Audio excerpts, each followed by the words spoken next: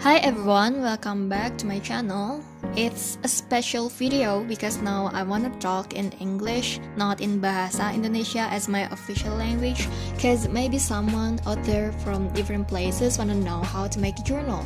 Actually, it's a bullet journal for 2020. I know I should make it at the beginning of 2020, but yeah, it's better late than never, right? This is the same book from my 2019 journal. I just put some adjustment that I need for now. But first, I want to say sorry if my artwork is not good enough because I'm not a designer anyway. I just make bullet journal just like I usually do. So here it is. At the first page, I only wrote title Hoş geldiniz 2020, which means welcome 2020 in Turkish. I didn't do much here, I just kept it simple and clear. Move to the next page. This is the targets page. What my targets or goals for years ahead. Here, I split all the targets into 4 parts depending on the time, like 30 years ahead, 10 years ahead, 5 years, and 3 years. I also wrote the age below the years just to picture how old I am when the times come. Besides that, I made some checklist boxes. Not too much, only about 4 boxes. Here, I only wrote my big targets for that time. You can write have my own house as an example, or travel to every city in Indonesia, or study abroad, everything you want. Let's go to the next page. This is the calendar for 1 year. I started on March because I just made this journal at the end of February. Yeah, I know, I uploaded this on April. So I thought I just wrote the rest of the months. And here I also just filled the dates of March because the time when I made it, it was already night. It needs to be done so quickly before it's getting dark. So I just leave it like that. But at least you guys have to picture how I made this calendar, right? Now, one of the important parts of planning. At the left side, I wrote goals of the year, and at the right side, I wrote ways to achieve your goals. I leave it as clean as possible because I usually make mind maps for the ways to achieve your goals part, so I can picture it clearly. And at goals of the year part, I only put some checklist boxes. Next, to the financial, the most scary one. I wrote financial review, forecast, and plans, just to make our job easier to manage the financial things.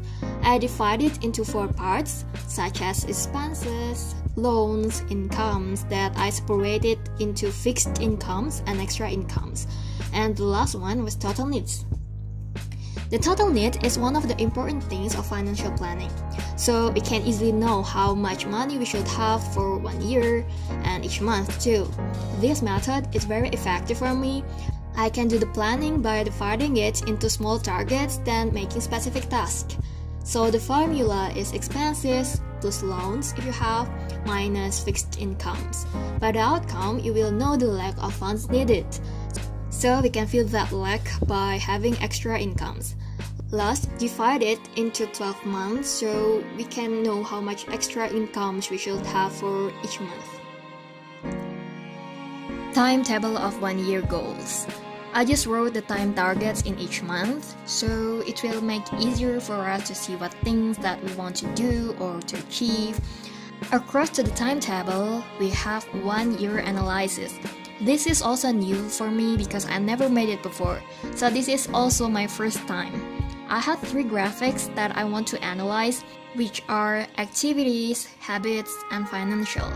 At the horizontal line, I wrote signs for month, like March, April, May, June, and so on. And at the vertical line, I wrote the percentage of the achievement. For example, if I have 10 targets in April and at the end of the month I just made 8 of 10 targets, so I made a dot at the number 80, which means 80% task completed. And it also works for habits and the financial too.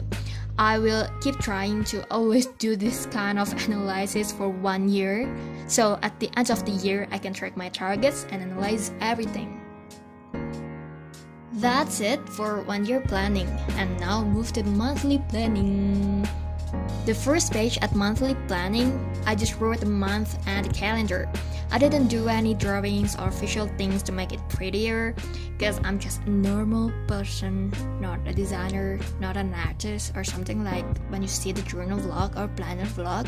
So please take the content of my video, even my design is not pretty at all.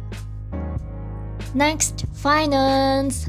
At the previous chapter, I already wrote the financial planning for 1 year. In this chapter, I made it for 1 month.